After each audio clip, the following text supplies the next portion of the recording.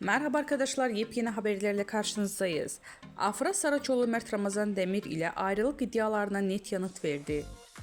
Afra Saraçoğlu Paris Moda Haftası dönüşü Mert Ramazan Demir ile yaşadığı ayrılık iddialarına son noktayı koyarak açıklamalarında bulundu. Ünlü oyuncu Afra Saraçoğlu Paris Moda Haftası'nı döndükten sonra İstanbul Havalimanı'nda gazetecilerin açıklamalarında bulundu.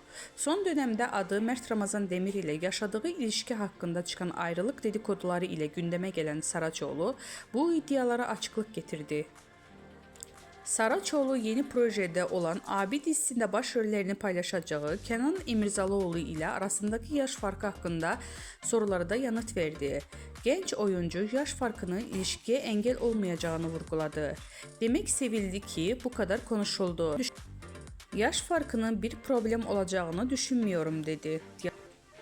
Gazetecilerin özel hayatı ile ilgili sorularına da açıklık veren Afra Saraçoğlu, Mert Ramazan Demir ile olan ilişkisini sonra erdiğini şu sözlerle doğruladı. Artık bitti gitti.